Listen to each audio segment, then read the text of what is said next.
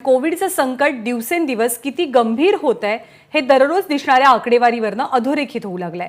आणि कोरोनाची ही साखळी मोडण्यासाठी महाराष्ट्रात काल रात्रीपासून संचारबंदी लागू झाली आहे। पण तुमच्या जिल्ह्यात, तुमच्या शहरात आणि तुमच्या गावात संचारबंदीची अंमलबजावणी कितपत यशस्वी होते, तिथे निर्बंधांचं पालन होतंय की नाही याचा आढावा आपण घेणार आहोत।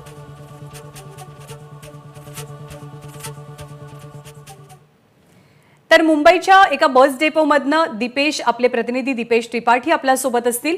पुण्याच्या मार्केट यार्ड परिसरातनं मिकी घई आपल्याला माहिती देणार आहेत। त्याचबरोबर नाशिकच्या रविवार कारंजा या मुख्य चौकातनं रिपोर्टर मुकुल कुलकर्णी आपल्या सोबत आहेत। सगळ्यात आधी आपण नाशिकमध्ये जाऊयात, मुकुलकडे। मुकुल, काय चित्र दिसतंय? हा नाशिकमधला एक मुख्य चौक आहे, जवळपास 12 तास होऊन गेलेत संचारबंदीची अंमलबजावणी होऊन। इथलं चित्र काय आहे? ज्ञानदा, नाशिकची मुख्य बाजारपेठ, रविवार कारंजा आणि तो परिसर, या परिसरातली दुकानं अद्याप उघडलेली नाहीये। आपण आता नाशिकच्या पचवटी कृषी उत्पन्न बाजार समितीमध्ये आहोत। नाशिकची कृषी उत्पन्न बाजार समिती आहे आणि तिथलं दृश्य आपल्याला दाखवतो। 12.5 तास उलटून गेलेले आहेत आणि ह्या 12.5 तासानंतर मुख्यमंत्र्यांनी जे काही आदेश दिलेले होते ते आदेश पहिल्याच दिवशी पायदळी तोडवले जात आहेत। आदेशांची पायमल्ली होताना बघायला मिळते। आपण बघतोय प्रचंड अशी गर्दी नाशिकच्या कृषी उत्पन्न बाजार समितीमध्ये आलेली आहे। सकाळी शेतकरी आपला भाजीपाला येऊन देऊन जातात, परंतु त्यानंतर आता ही जी गर्दी दिसते हे नाशिककर आहेत, हे ग्राहक आहेत। नाशिक शहरात ठिकठिकाणी व्यवसाय करणारे भाजी विक्रेते आहेत आणि इथे भरेकरी आणि इतर नागरिक आहेत। त्यामुळे यांच्यामध्ये कुठेही शिस्तीचं पालन त्यांच्याकडनं होत नाहीये, नियमांचं पालन होत नाहीये। सर्वात महत्त्वाचं म्हणजे कृषी उत्पन्न बाजार समितीच्या समोरच पंचवटी पोलीस स्टेशन आहे। तिथला एकही पोलीस कर्मचारी या बाजार समितीमध्ये आता गर्दीवर नियंत्रण मिळवताना दिसत नाहीये। कृषी उत्पन्न बाजार समितीकडून कुठल्याही स्वरूपाचे आदेश किंवा खबरदारी इथे घेतली जात नाहीये आणि त्यामुळे आपण बघतोय की पहिल्याच दिवशी प्रचंड अशी गर्दी नाशिकच्या कृषी उत्पन्न बाजार समितीमध्ये झालेली आहे। खरं तर हा खूप विस्तीर्ण परिसर आहे।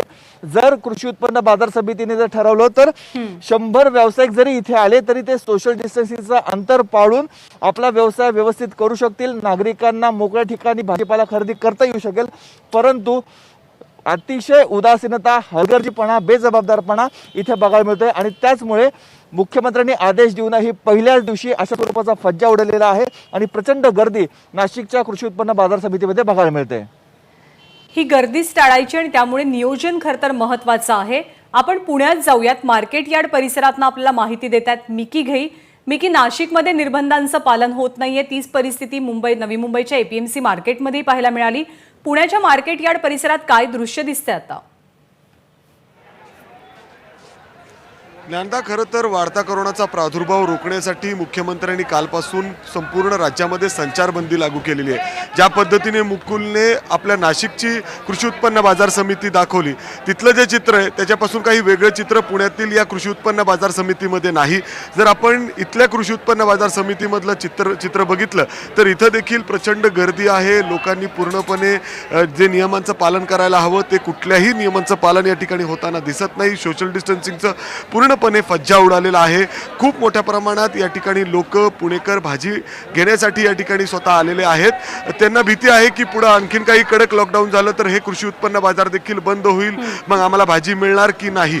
आणि त्यामुळं या ठिकाणी सकाळपासून अशा पद्धतीने मोठ्या प्रमाणात गर्दी आहे। खरं तर या कृषी उत्पन्न बाजार समितीच्या अगदी जवळ मार्केट यार्ड पोलीस स्टेशन देखील आहे, परंतु जसं मुकुलने सांगितलं की तिथले कुठेही पोलीस या ठिकाणी दिसत नाही, तर त्याच पद्धतीने या पुण्यातील कृषी उत्पन्न बाजार समितीमध्ये देखील कुठेही पोलीस दिसत नाही, जेणेकरून या लोकांना ते अनाउन्समेंट करून किमान लोकांना सांगतील की सोशल डिस्टन्सिंगचे कारवाई तुम्ही पालन करा, अन्यथा तुमच्यावर कारवाई केली जाईल। आपण गर्दी बघू शकतो, सोशल डिस्टन्सिंग नाही, अनेकांनी मास्क देखील तोंडावरून खाली घेतलेले आहेत।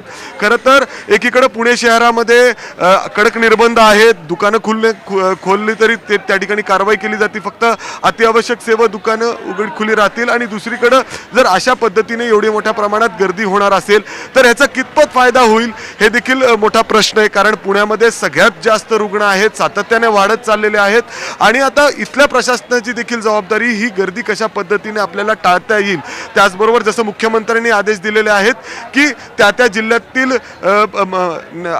महानगरपालिकेचे आयुक्त असतील, कलेक्टर असतील, त्यांची ही जबाबदारी आहे. जर नियमांचं पालन होत नसेल तर तिथं कडक कारवाई करा.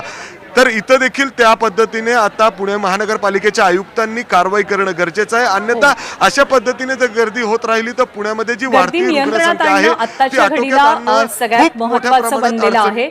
गर्दी जर नियंत्रणात आणली नाही तर या आत्ताच्या नव्या निर्बंधांचा काहीच फायदा होणार नाहीये. आपण लोकांनाही सांगूयात की अत्यावश्यक सेवा सुरू असणार आहेत. भाजीपाला रोजच्या रोज मिळणार आहे, दूध तुम्हाला मिळणार आहे, पण तुम्ही जर का गर्दी केली तर कदाचित या सेवा बंद होऊ शकतात. त्यामुळे गर्दी टाळा आणि नियम पाळा. आपण मुंबईमध्ये येऊयात. दीपेश त्रिपाठी आपल्यासोबत आहेत एका बस स्थानकावरनं. दीपेश, मुंबईच्या कुठल्या परिसरात तू सध्या आहेस आणि तिथे काय चित्र आहे? ज्ञानदा, मी सध्या मुंबईतील सगळ्यात गजबजलेल्या बस स्थानकात आहे. इतर दिवशी मी सध्या आहे वडाळा बस डेपोच्या बाहेर, जिथे इतर दिवशी पाय ठेवायलाही जागा नसते. बसमध्ये प्रवाशांची संख्या खूप मोठ्या प्रमाणात असते. मात्र आजची जी दृश्य आहेत ती थोडीफार इतर दिवसांपेक्षा वेगळी आहेत. या ठिकाणी आज फक्त जे अत्यावश्यक सेवेत काम करतात त्यांनाच प्रवासाची मुभा देण्यात आलेली आहे, ज्यामुळे बस स्टॉपवर जी लोकांची गर्दी आहे ती आज पाहायला मिळत नाही आहे इतर दिवसांच्या तुलनेत. आणि लोकांनाही आवाहन करण्यात आलेलं आहे की काही महत्त्वाचं काम असेल किंवा जे अत्यावश्यक सेवेत काम करतात त्यांनीच घराबाहेर पडावं, ज्यासाठी आज या ठिकाणीचं दृश्य जे आहे ते कोरोनाला रोखण्यासाठी साजेसं असेल असे हे दृश्य आहे. गेल्या काही दिवसांमध्ये आपण जे पाहिलं, राज्यामध्ये जी कोरोनाची परिस्थिती होती, जो कोरोनाचा संसर्ग वाढत होता, त्याचा भर जो आहे तो आरोग्य यंत्रणांवर पडत होता आणि तो येणाऱ्या दिवसामध्ये कमी करता यावा यासाठी 15 दिवसांच्या कडक निर्बंधांची घोषणा मुख्यमंत्र्यांकडून करण्यात आली होती. मात्र आपण पाहू शकता की कशाप्रकारे बसमध्ये जेवढ्या जागा आहेत, आसन क्षमता आहे, तितक्याच लोकांना प्रवासाची मुभा देण्यात आलेली आहे आणि जे अत्यावश्यक सेवेत काम करतात तेच सध्या प्रवास करू शकत आहेत. आणि आजची जी दृश्य आहेत या ठिकाणी येणाऱ्या काही दिवसांमध्ये असंच दृश्य जे आहे ते अपेक्षित असणार आहे. ज्ञानदा, अगदी खरं आहे. लोकांनी नियमांचं पालन करणं अतिशय गरजेचं आहे. तर आणि तरच कोरोनाची साखळी तोडणं आपल्याला शक्य होणार आहे. आपण सर्वांना आवाहन करूयात की सर्वांनी नियमांचं पालन करावं आणि सुरक्षित राहावं. तुम्हा तिघांचेही धन्यवाद, मुकुल, मिकी आणि दीपेश, या सगळ्या सविस्तर माहितीबद्दल. एबीपी माझा, उघडा डोळे बघा नीट.